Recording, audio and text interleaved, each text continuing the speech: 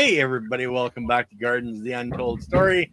I'm your host, Ken Somerville, my co host, Andy Lopez, the Invisible Gardener, and he wants to talk about how to properly care for your worm farm.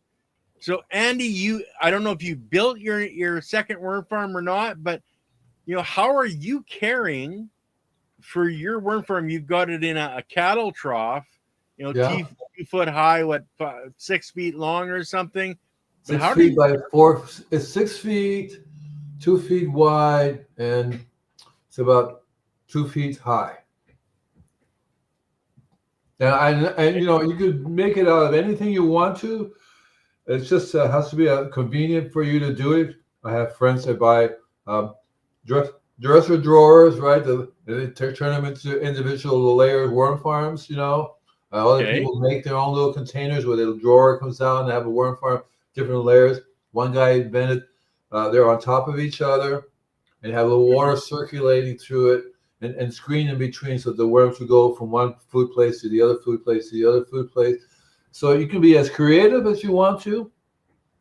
And you have to understand what it is you're doing the worm for. So if you're doing it for a business, it's different than if you're doing it for your home care. Yo, if you ain't in the chat, then where are you at? Well, I'm in the chat. Let me see if I say something. I'm going to say hi, yo. Hi there. Hi. See, I'm in the chat. Am I in the chat? There you go. Yep. There's hi, Andy. I always recommend people do a worm farm for no other reason for their own home, their own property. There's nothing like it. And so that's slightly different than you do it for a business. Because my worms are working out. They're working now. I'm getting ready to go out tomorrow. So I make a leachate from the liquid. So I'll go over the whole process that I go with.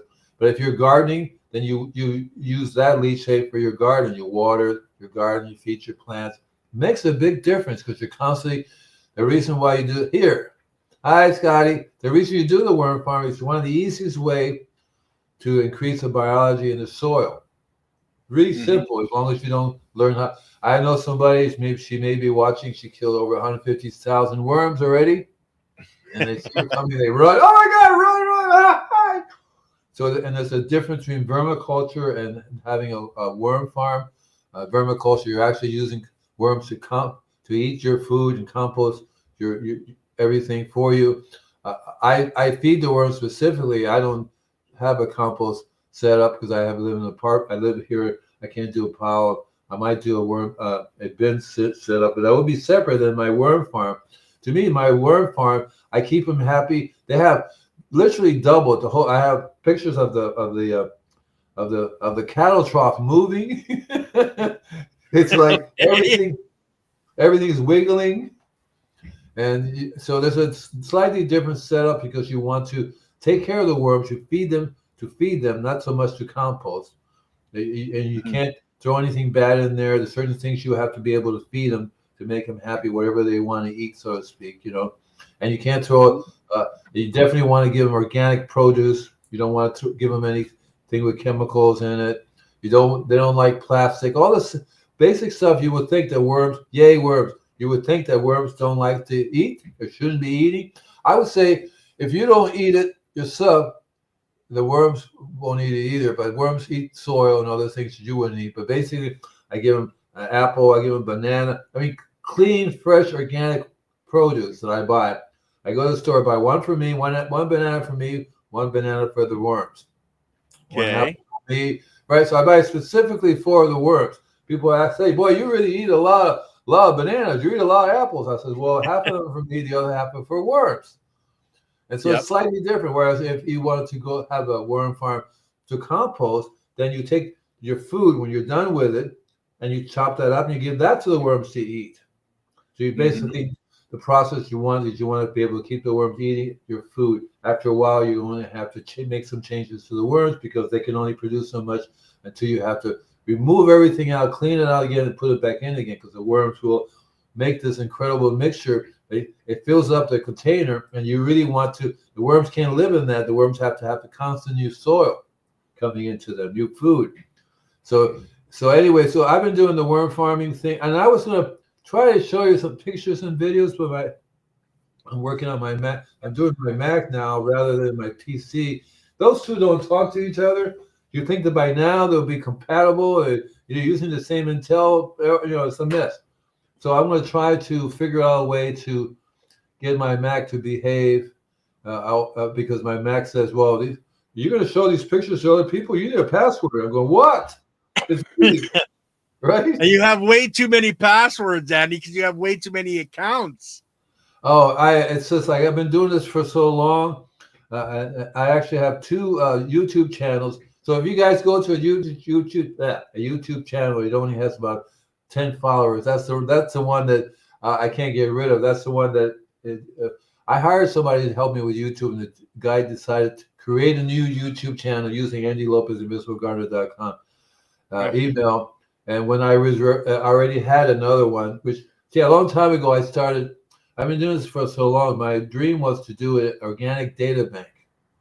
Right. And so that's another story there. And I went through that whole process, the website and everything. But the YouTube channel is basically organic data bank because that's the one that's been around the oldest, has the most followers and everything I post up there. And I still haven't been able to fix it. But anyway, so my Mac has all the photos and it's really cool. I do a regular series I post up to YouTube about the worm farms and what the process of you have to go through to keep them from dying. And this process is really very simple because first of all, you want to always use filtered water. Cannot use city water in that, right? You don't want to use anything with chloride, bromide, any of that stuff in it. You definitely can't, and you can't give it plastic to eat. One person called me, text me because the video shows me tearing up recyclable paper bags, shopping bags. Right. And I take the handle off and cut that whole area because it's glued onto there. Right. So that spot, I don't give him that. A lot of times I would use recycled shipping boxes. So the tape that it comes on, the address label, all that stuff comes off. The only one, the cardboard. Yeah, because that's your carbon source.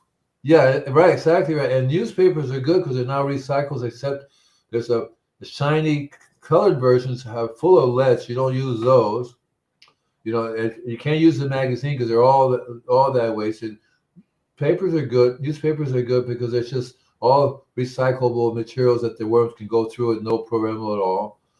They love to eat anything from your garden, except that they don't handle onions too well. They don't handle spicy stuff too well.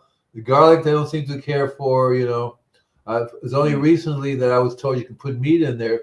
I've never done meat before. I don't do meat in the worms so much. But what happens? You have these maggots from the flies. They're kind of like worms. Yeah, they're in there, so they have a right to. They're kind of like worms, right? I said, okay, fine.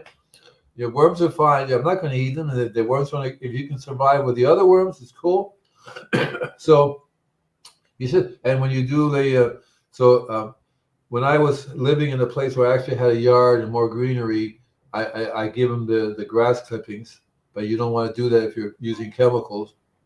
And here, for example, by the way, I am doing your thing you told me to get the weeds and put them in this clean distilled water. How long should they be in there? Because they're talking to me already. Generally 7 days is going to be enough. Okay. Then guys, he's talking about a Jadam microbial solution. So pack a whole bunch of weeds and plants in your area into a bucket, fill with water, put a brick on it so the weeds are held down in the water, and then you just letting them break down. So composting them in water, basically. Yeah. And he's going to use the water to spray on his garden, and he's going to use what's left in the bucket, that slimy weed mix, for the worms, to feed the worms. Remember, guys, worms eat bacteria. They eat biology that's in the environment. So your apple, the worm doesn't eat the apple. It eats the biology that is inside of the apple and the pulpy, soft stuff. So the worm does not eat a leaf. It eats the bacteria and the biology that's eating the leaf. That's what the worm is going to be eating.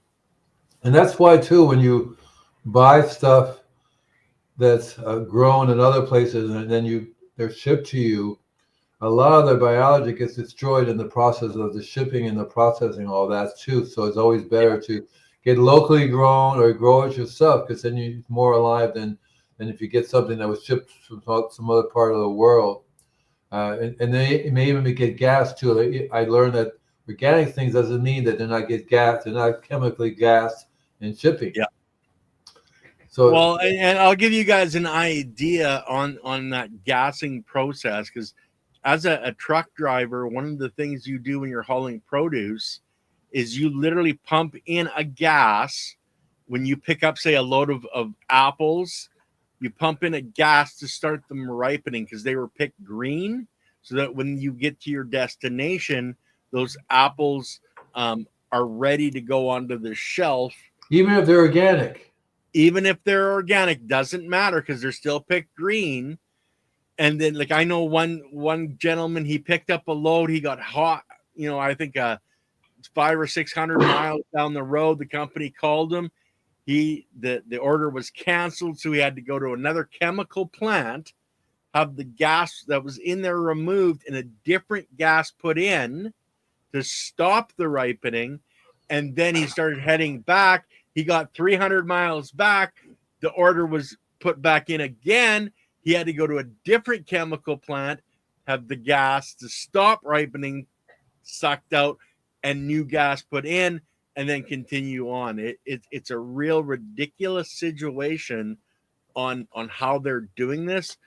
And it doesn't matter if it's organic or not, unless your local farmer's market and your local farmer has went out and picked those apples that day or that morning, then it's organic and it doesn't have all these chemicals. And it's the same thing on a boat, because I was looking at some things every once in a while. I said, organic from Peru. I go, okay. So, and you're sure enough, they have a big tank, they fill it with gas, ship it across. A lot of times the shipping companies are pesticides. They spray pesticides everywhere because they don't want bugs, they don't want rodents, they don't want all kinds of stuff.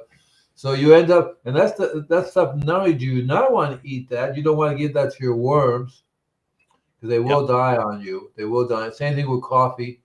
So when I give them, I read an article that coffee grinds are bad for worms, and the guy was trying to say that it killed all the worms with coffee grinds, and I wasn't going to say, well, you're lucky you didn't die too, because if you're not drinking organic coffee, you're drinking 60, 70 different kinds of pesticides and chemicals. One of the problems, Andy, is overindulgence. It's like Leighton says, don't be a moron. People put in too much of the coffee grounds, which puts the balance out, kills the biology, and then the worms starve.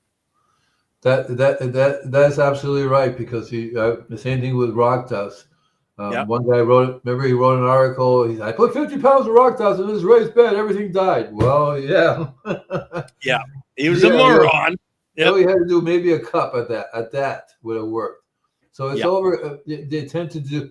I remember somebody said, more is good, less is good, but more is better. I don't think that was like really very good advice.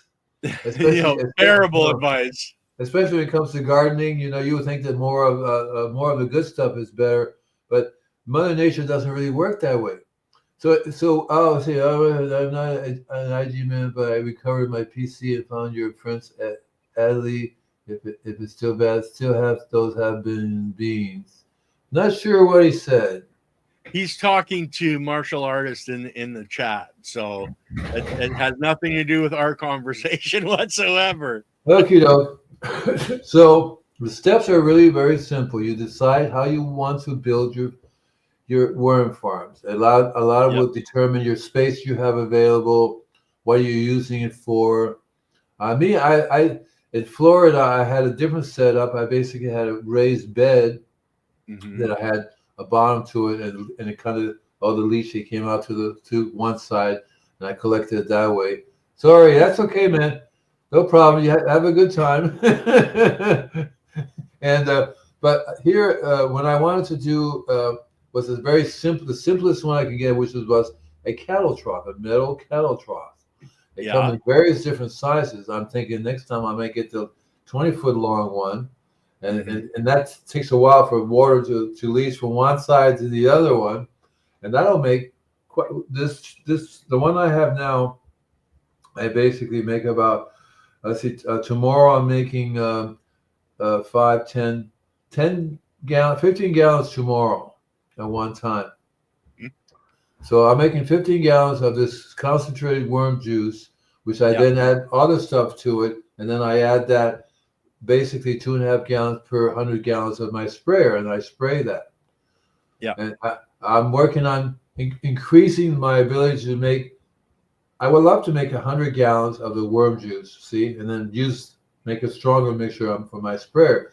And that's a simple matter of learning how to make beer, because if you know how to make beer, you can make worm juice.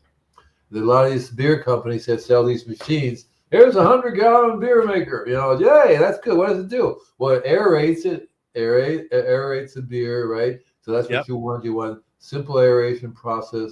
It has a great filtration system, so you want to filter out the city water and any junk that comes in. And it has a little pump that allows you to pump it somewhere. And the pump is now the pump you have to change because the pump can kill the biology. So you want to get a very simple diaphragm pump. What I do is I get the ones from the fish farms, the little fishes and the bubble, bubble, bubble, bubble. That's basically a little pump that'll pump it through. You can get a slightly bigger one.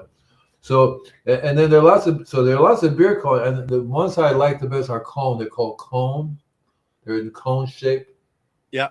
Because that turns out to be the most energetic way to energize the biology at the same time. Rudolf Steiner, the way he did that, he said he would stand there and he would go 100 times one way and then 100 times the other way. He would chant while he was doing that. Whatever he was chanting, the idea is that if you're tuning into the energy while you're chanting, it was going to change the structure of the water and change the biology, right?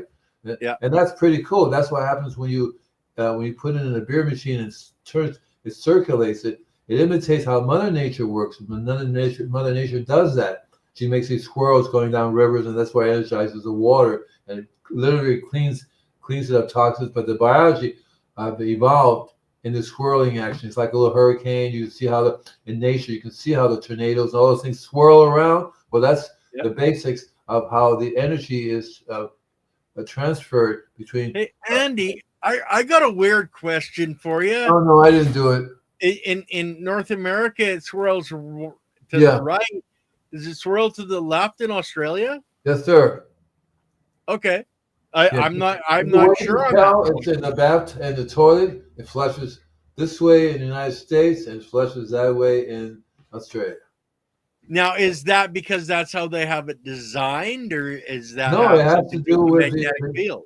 It has to do with the electromagnetic field. It's very, very, very different. Especially now, since there's being a shift. So it'd be interesting to see what happens because the water will tell you. Well, water has memory, especially when it's EZ water. We found out that it's not even like normal water. It's more of a gel water, and it has a lot more memory in it than just your regular water. That's where, energizing your water and not using city water is so important. Some people call it the fifth state of water. Well, the fourth phase of water. Fourth phase? Fourth phase, yeah. I like fifth. Fifth is, well, maybe they're on to the fifth now, and I don't think I'd have to ask Gerald Pollock if he's at the fifth yet. But I know he's always called his book is the fourth phase of water. Okay, right. So it's the fourth one. I was thinking fifth for some reason because it's I think there's wasn't there? Well, yeah, that's the fourth one because there's only 3 stages of liquid. And I don't even know what those 3 stages are right now, but I'm sure there are 3 stages. There's liquid form and solid form is another stage. Gas, right? There you go. Gas. Oh, I got gas form. There you go. So anyway, so if you eat too many beans, you got gas. Yeah. I don't want to talk about gas because I love beans, but I can't cook beans. I want them pre-farted. Yeah. Pre-farted beans. So, so for me, I went and got a cattle trough because it's the easiest way to have a little worm farm. You can buy it now. You can buy on Amazon. Let's have a little worm farm, maybe a 10-gallon container. You can actually make your own worm farm. You can get a 55-gallon drum and make a worm farm out of that. You have to be careful making them out of metal because it can get really super hot, really super cold. So my uh, cattle trough is made out of metal, and I have it insulated and out of the direct sun. Yeah. In the And sun, there's different types because you've got what's called a free flow worm bin, which is you're just designed so that you can actually just scrape the bottom and drops casting and just add more material on top. Then right? you've got the ones like you have, Andy, where you actually have to dig the worm castings out.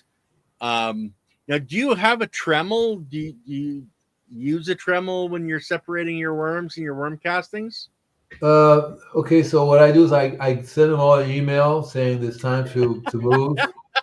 And I tell them everybody over to this side, and they all go on that side, and they leave me alone. But usually what happens is that the worms will vacate the area. They won't be in a certain area. So the worm farm itself has to be cleaned out once a year, and the worms have to be not necessarily moved, but you have to replace them back in the worm farm with new materials. Because what happens is that they run out of oxygen. The bottom layers makes it very, very thick and gooey, and it has all this nutrients in it. But the worms can't live in it. They have to live in a more arable environment. So you have to. That's one of the things you have to do with a worm farm. So you have to once a year take everybody out, put them in a little pile. Normally, what I find is that they migrate themselves. So you basically make a temporary place for them with a screen on it, and the screen is small enough for them to go through. And the light they'll go into the dark area, and then you have this soil by itself. That's one way to clean it out. Another way is that you can just if you do it at the right time of day, you'll find that the worms they go down as far as you can. You have to you still got to take everything out. And one of the things I learned to do is that all I really want to do is the bottom layer. I want to make maybe a foot of that. That's what I want to continue to make a tea out of it or whatever I want to do with it. The rest of it can be it's full of worms.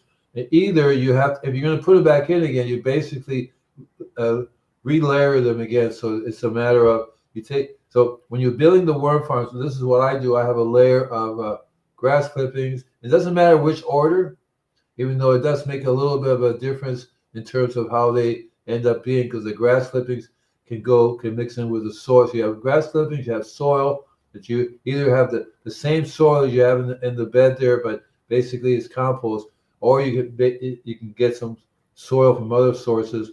A lot of times I go and buy some compost from people, or I have some soil in my yard that I can use.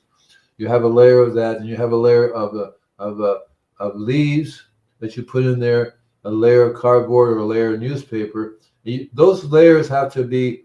You don't want to. It doesn't matter which order they are because they will all decompose it. And each time you do a layer, you take your worms, you put a layer of worms down as well with it. You layer worms, layer worms. You layer the whole thing. Eventually, it all becomes one big mesh together.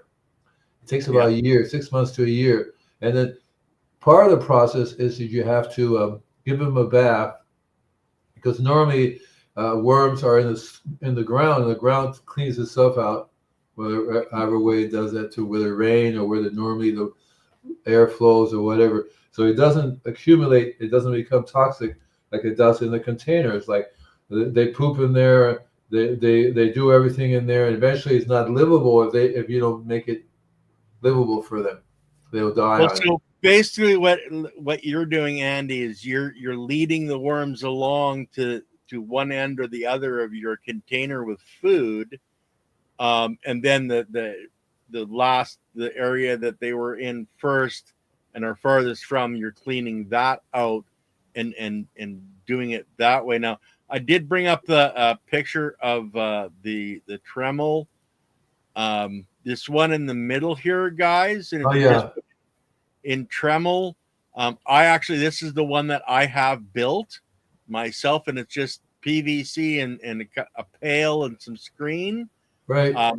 It's very easy to make. It's very easy to use, and you don't have to just use it for worms. You can use it for compost. You can put different sizes of mesh on here to get different sizes of what you're wanting to pull out.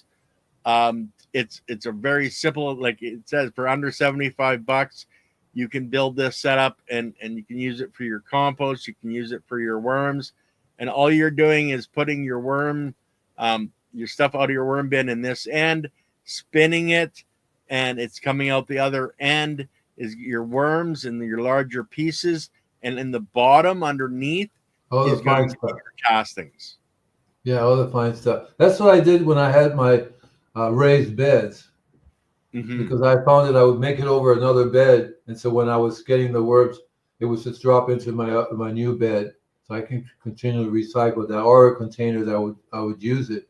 I myself stopped using that only because it's much more convenient for me to literally take everything out and go through the process of separating the worms from most of the 80% of the stuff, maybe 50% of the stuff I use, and the other 50% of stuff is the worms. And so I usually learn what time of day that all the worms are basically sleeping, and you can remove them.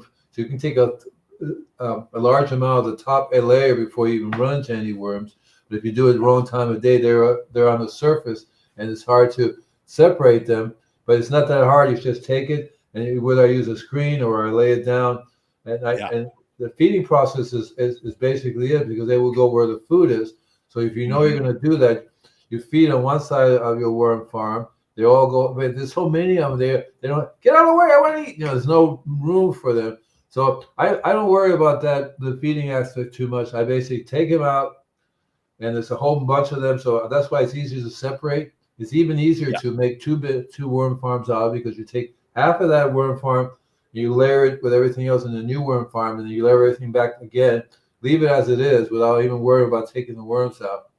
And a lot of times what happens is that if you're doing it right, so you start, for example, you buy worms, you can get 2,000 worms, for example, right? Yeah. So if you do it right, in a month, that 2,000 worms would be 4,000 worms. In another month, that 4,000 worms would be 8,000, and so on. And so it won't be long before you have thousands. I bought 10,000 worms.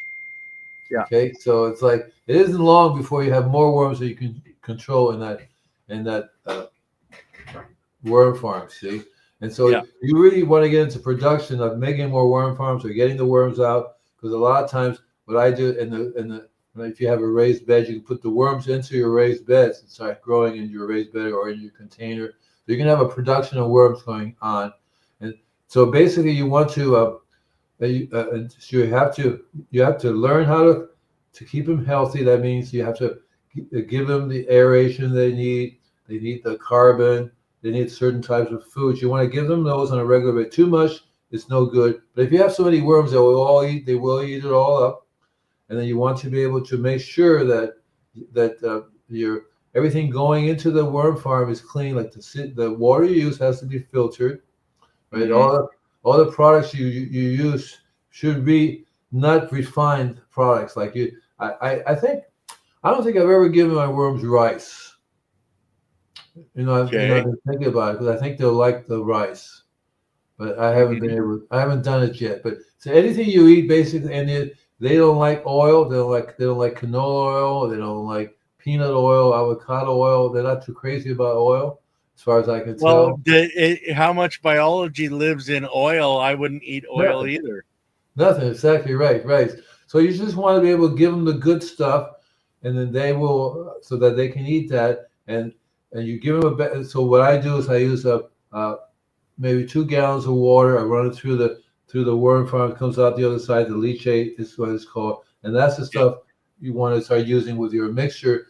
And if you get yourself a beer making machine, which I'm in the process of doing that, I'm just looking for the right price. This one machine will make 50 gallons, and that's not the problem. The problem would be, okay, so how do I get that 50 gallons from there to there without carrying it. So I'm working on that process. Mhm. Right?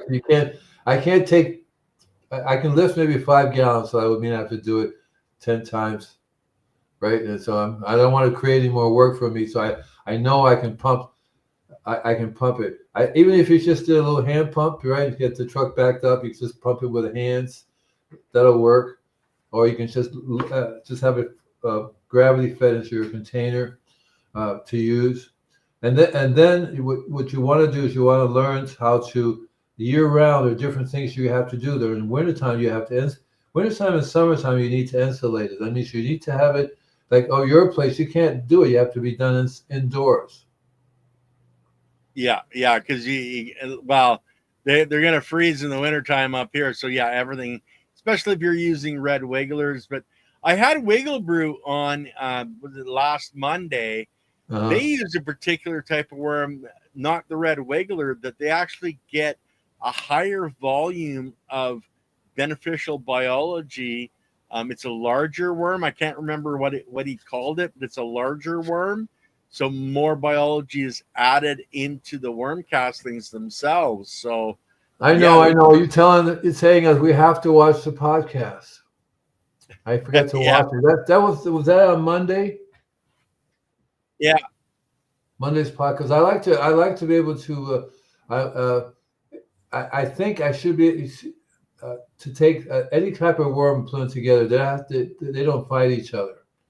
So I'm not yeah, really sure about that, but I don't think they do. Night crawlers is what I use, silly. You know that. But I don't know what the other one's called. You had mentioned it to me before. Because anything that increases the biology is what you want. That's why a couple of other things you want to add to your worm farm. You would definitely want to add biochar to it, right? You want to put yeah, a layer of biochar. You want to put a layer of the best compost you can make or you can find.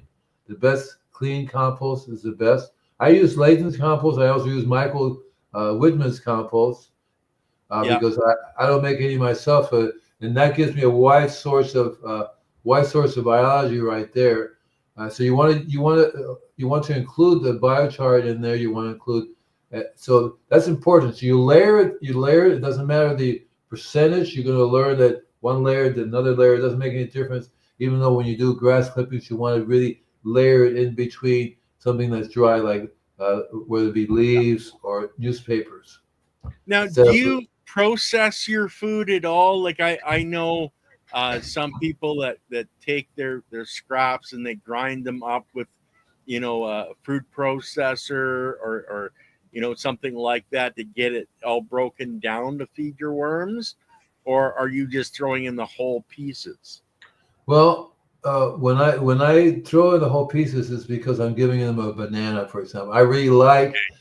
I could take a banana and whip it into a nice liquid and pour it because I've done that before many times. But it's so much fun going and seeing a whole banana full of worms that I just can't help it. Same thing with an apple. I could take an apple, chop it up, put it in the blender, and then pour it. It's Yeah. readily available. It disappears. But it's no fun because it's much more fun to cut a little hole in the apple and put the apple in there. And we look at it next time, the whole apple is full of worms. So Oh, that's me. Andy, buy a big watermelon, put and stick a There you couple of go. holes in it. Stick the whole thing into Yes, into sir. there. Come Yes, back in a sir. week, cut it open. It's gonna be full of worms. Yes, sir. I just don't have that much space. So I was thinking maybe, so my thought is maybe I can get those small watermelons, right? The little small Yep, ones, yep. or cantaloupe, something like that. Something small. Put it in there and cut a little hole so they can get into it, and then come back in a few weeks. You're going to see the whole thing wiggling. It's so cool. Rather than, but the easiest way is to run it through your blender and pour it into your worm farm. Let the worms eat it that way because it's already broken down for them. Yep. Deja vu. Hello, I hope life is treating you well. What's the deja vu, man? You've been here before, or A couple of times. He's actually one of our people that are classed as defenders of the biology because he's joined our channel, and so that's why you see him in a different color in chat, guys. Is he's one of the defenders of the biology who supports our channel. So thanks, Aaron. And I know that if anybody has heard of avocado tech, we're talking, with the watermelons and all that. That's what they call avocado tech. And some people actually take out the material from inside and they change the mixture to put back in. But it's remember it's the biology that the worms are eating, not the material itself. But I wanted to bring up and I have mentioned this gentleman before. It's Worm People with Captain Matt. It's a YouTube channel, and I'll bring the gentleman up. This is Captain Matt here. He's an older gentleman. He had I think a bait shop or something like that. It's not going to let me grow it that much. There, he's just an older gentleman, but you can see that here is one of his worm bins that he's built. The trays in the background. This is where he raises worms, and he uses leaf mulch as his bedding. Yeah.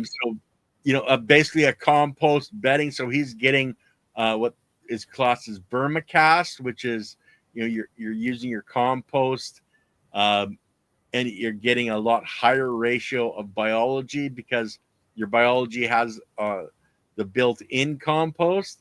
But that's really what you're doing, Andy, is you're feeding your worms, you're moving them back and forth through what you have in there as bedding, and you're making this fantastic material that people can use, and people can sell. Like Andy, you're selling it in a commercial operation for what you're doing as an arborist. But anybody can. I could start a worm farm business and sell castings, and it's so easy once you start doing this. You the biggest problem is you're going to have more and more worms. Okay, you're going to have more and more worms. You have to figure out, what am I going to do with 1 billion worms now? Because I keep making more and more worms, and so that's the biggest problem you have. It's not really so bad as a big problem, because there are lots of ways you can take worms to kids at school, put it in the raised beds, and basically say you're growing worms, keep the worms happy in your garden, and you're going to have amazing fruit, rather than say the worms are useless and whatever. But basically, you want to grow the worms. Instead of saying vegetable garden, you got worm farming. One of the benefits of worm farming is you can grow all kinds of fruit and vegetables from it too, as well. Yeah. Right. Well, exactly, and that's the whole idea, because you're using the leachate.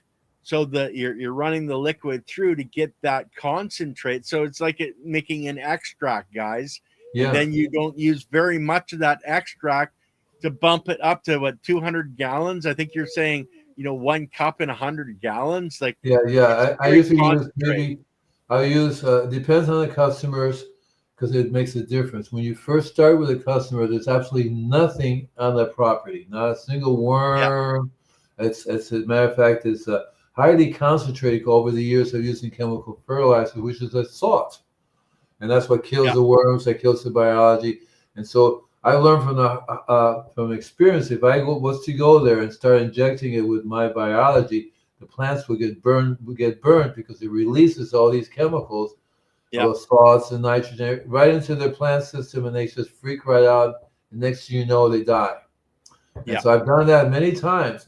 So I've learned and I have a customer that I've been going to for 20 years. I could dump 100, but I'm going tomorrow, for example, 400 gallons she's getting. Okay. That customer is going to get 400 gallons of my liquid. Whereas if I was to dump 400 gallons in a brand new customer, that would not work. So what I have to do first is I have to foliar feed, because that's one of the things that you want to do if you want to get in the business of promoting the biology. Is 2 things. One, you foliar feed to get the biology through the leaves, and then you do the soil soaking, because you get the biology into the soil. You have to do both, right? Because it's going to take you a while to get the biology to repair your soil and your roots. And it's not going to be an overnight thing or even a month thing. I tell people, how long have you been here? 30 years. Well, it's going to take you another 30 years to get back in shape. Basically, that's how it works, right? You know what I mean? However long you've been doing to screw it up, it's however long it's going to take you to fix it. It's not going to happen. I tell people healing takes time. That's what you're doing. You're basically healing your soil, right? Yeah. In the interim, you learn to relax because you have to eat the food that you're growing, right? Yeah. Well, and a lot of people don't, especially in your area, you don't have soil. You got, like we talked about last week, you have subsoil. You have the worst of the worst. There's no soil left. And for you to rebuild that, especially if you're just starting with subsoil, yeah, it's going to take you a damn long time to get things back to where it needs to be. Biology is not supposed to live in subsoil. There's a layer where the biology lives in. There's a layer where the biology does not live in. And so there's a reason for all that. And so if you're trying to bring life back subsoil, which doesn't have it, no, you have to bring in the soil. Well, and that's true if you use the right practices. That's the whole thing. You have to learn the different practices. But most people are not so intelligent to do that. Well, Andy, that's why they hire you, brother, because you bring out the right stuff and you start the process. But like for somebody that's a home gardener, yeah, you can do it a hell of a lot faster because you're there every single day. You can treat it, every couple of days, where Andy, you're treating it like monthly. It's going to take a long time. It's also too, everybody has to be on board. So the gardeners have to be on this. The homeowner has to be on this. Usually the gardener very resentful if somebody comes along and says this could be a lot more healthier and beautiful. They always want to throw in, it needs a dash of this chemical. And the other day, this guy's trying to spray pesticides to kill the ants. Or he says, I need to green this up, so I want to go buy this fertilizer, which is a Roundup chemical fertilizer. So you kind of have to say, duh. But at my home, I've had my garden. I started it actually in January of this year, January, February, March, April. So 4 months. Mm-hmm. And you can see the difference. And when I was here in December, I have pictures of nothing grows there. As a matter of fact, there's a name for it where it doesn't hold water, hydrophobia, something like that. Yeah. You know what I mean? Because water does not, there's nothing there, so water runs right off. No matter how much you try, water doesn't hold water. So lately I've been finding little worms are showing up. Worms are starting to show up. That's a really cool sign. The gophers they don't really super bother me because what I'm doing is they're basically saying everything's dead here, so it's ours. But as the biology increases, the gophers go away. Yeah, they don't like the super biological soil. The same thing with the ants. So controlling the ants, relaxing with the ants. But we should highlight how worm casings help with water retention. Of course, less watering is huge, but you have to use mulch. Exactly right. And so you've got to create the environment that's necessary. Worm casings are really cool, and in my product, what I'm finding is that because I use that in my mixture, so I'm actually passing along the worm eggs to the liquid, which are then being sprayed out on the property, and that's part of the goal to increase the worms growing. And I learned that the worm castings they hold a lot more water than you realize, and so when you have the worm castings, it's like a carbon. It's a building that builds up carbon. That's what the worm castings basically is. It's a form of carbon, and I've learned from experience. And so in my business, I go to people one lady twice a month, and I tell people the more often I go, the more biology I'm bringing, the faster it's going to recover. But you have to also understand that if you think you can do this once and walk away from it, you can't, because the biology is constantly being attacked. Get a whole property water filtration system, for example.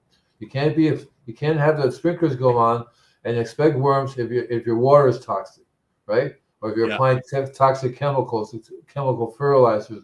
The environment's already toxic. Just think of acid rain. Lots of stuff will kill the biology. So you have to constantly be adding biology to it.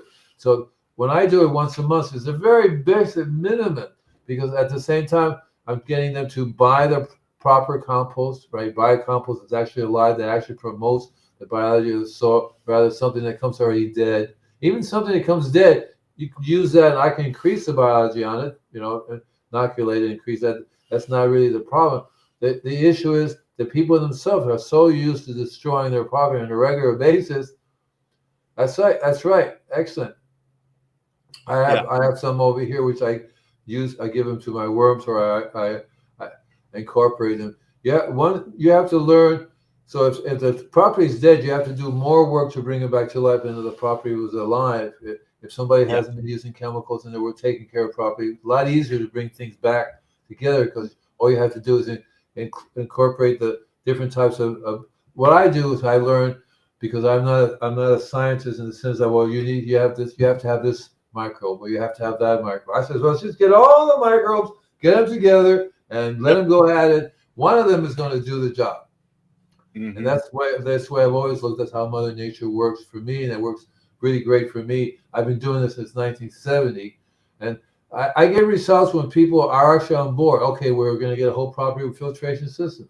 Okay, we're going to eat organic. We're not going to be using chemical fertilizers, or chemical pesticides, or herbicides. We're not going to have a chemical pest control company come and spray my yard. Yeah, all these things contribute to the death of your biology, which you'll never get it together if you keep doing that. It's like a doctor. Keep eating the junk food. Come and visit me on a regular basis. Yeah. Right. Yeah, so, well, and you've got one lady you've spoke about before, who you've been going to her property for a long time, and they're doing the organic. They're not spraying. So what's the difference in like her property does, a new customer? Can you show that to people? Like, it's going to be so amazingly different. Oh yeah, you can definitely see it, because what happens is that for starters, the mycelium is very, very present. Like here, I have a little forest here, and whenever I want to dig into it, you see this beautiful layer of mycelium right there. Mushrooms, whenever mushrooms are growing, the mycelium is there as well. Yeah. Other features, there are other indications that shows you that something's going on over here. Whereas in another property, well, it's like finding. If you can't find a single earthworm, you're in trouble. You can't find. They rake the leaves, they clean it up. It doesn't allow Mother Nature to make her soil. I have many customers that tell the gardener, don't let the leaf hit the ground. Yeah. Pick it all up. And when they cut the grass, throw it all away. One customer said, I bought a mulching mower. Oh my God, right? Yep. It makes a difference. So you definitely can see the difference. One's super barren. What happens now is that it's really nothing. Things are dying on there. So you have to water a lot. Water is running down the streets. So as opposed to a garden that's alive, you don't have to water that much.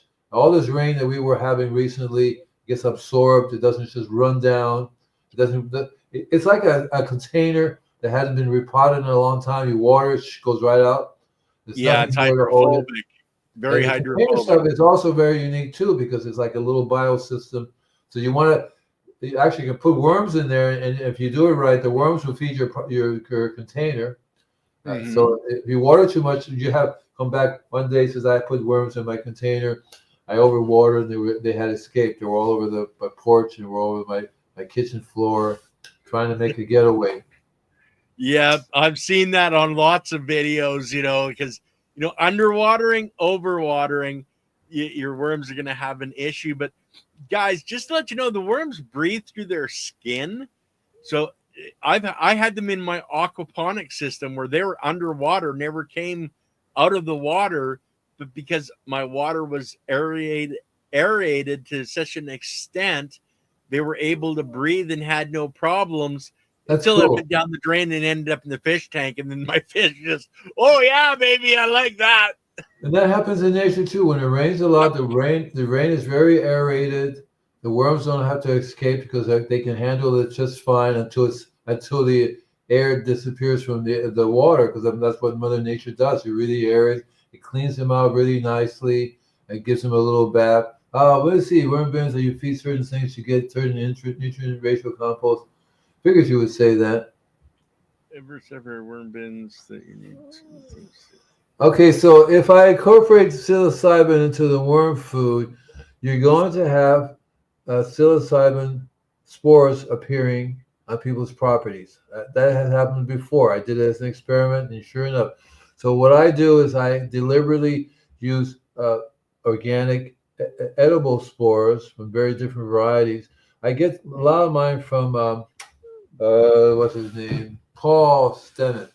Stamets, yeah, Paul Stamets. Right. So he Yeah. sells all these really cool cultures that you can get, that you can Mhm. grow. I put them in there deliberately because I also feel that they also provide to the health of the property. So I can see sometimes the mushroom will start to grow and then die. It didn't make it because there's nothing there for it, and that's a big indicator of what's going on in your property. Yeah.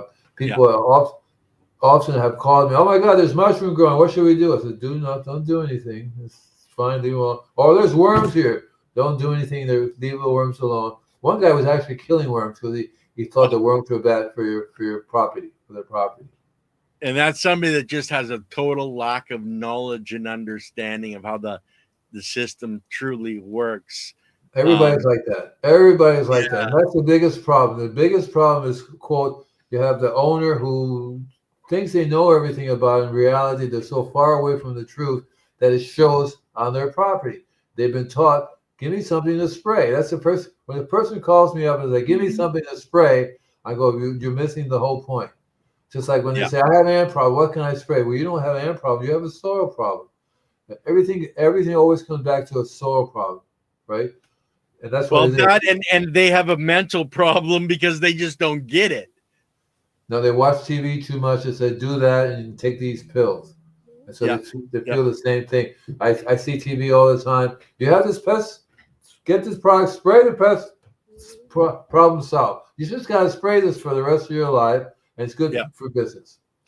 Well, so because it's going to kill you so much faster than if it was a natural product. Your life isn't going to last that long anyways, so it doesn't matter. So when you have yes, you can incorporate. So if you're the type of person that says, okay, I did a soil test and the soil is lacking in calcium, lacking in I've learned from experience, I don't want to be putting more calcium in my worms so they can feed the calcium. Rather, it'd be better to give them a complete blend of minerals and let the worms and let the biology provide what it needs, rather than you say, I'm going to provide this nutrient or that particular mineral. Usually when it's deficient, there's something wrong with your biology, because the biology are the ones who should be providing these minerals for them. So don't get into the habit of saying, can we, and I understand the idea of what happens if you put psilocybin into your bin, and if it does go through the system, and then you end up with psilocybin on your property. That's a clever way of doing it to some degree. I go shrooms myself, but I don't do it that way because I really don't want some dog tripping out or some kid tripping out. Oh my God, a little shroom eating it, So I don't do that at all. If I do anything, it's going to be natural. It's an indicator of how the property is working. Yeah.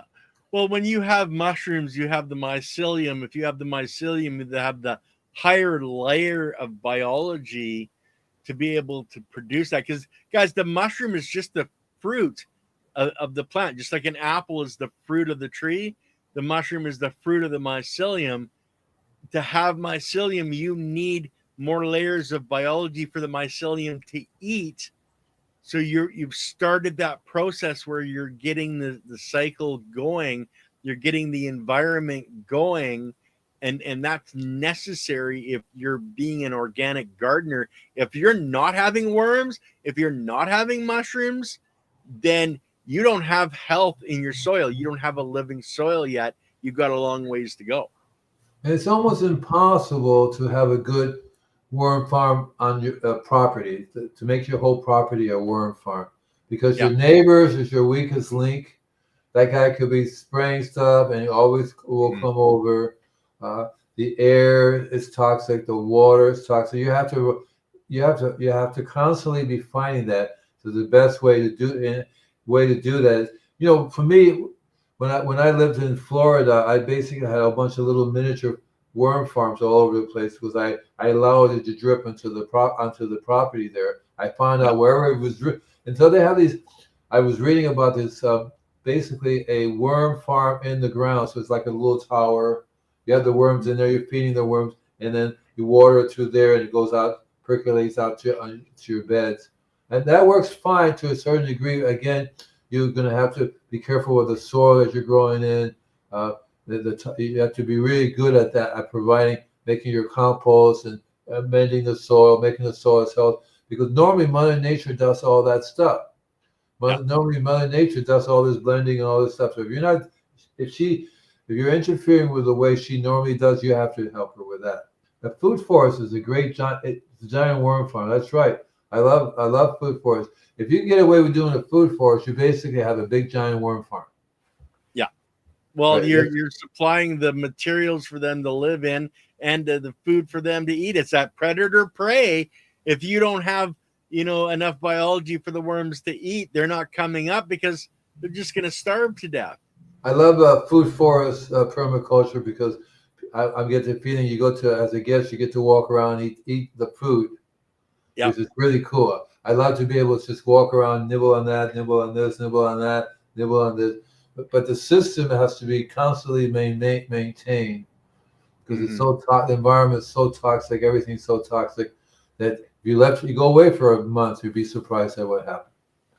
Well, maybe in California where you are, but for us people out up in God's country here, where we're not so chemicalized, we can have a food forest, and once we have it set up, it just keeps producing.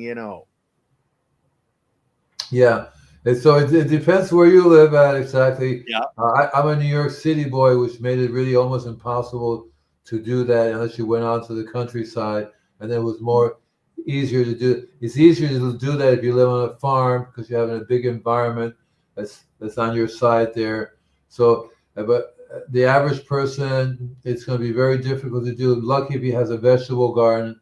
Your best bet is to do the worm farming in your vegetable garden. So treat your garden as a big little worm farm. So whether it be where you have a raised bed, so you're actually feeding your worms, as opposed to doing the worm farm and then you take it to feed the worms, because you could do that, but if you have a small space, you want to do it right in your garden, feed the worms, and if the worms are producing all this amazing liquid egg, and then you can grow anything from it. People say, "What are you doing?" That's the secret to it. But it's not really a secret. You just tell your worm people, "These are my worms." Introduce them to the worm farming. It's one of the easiest way to.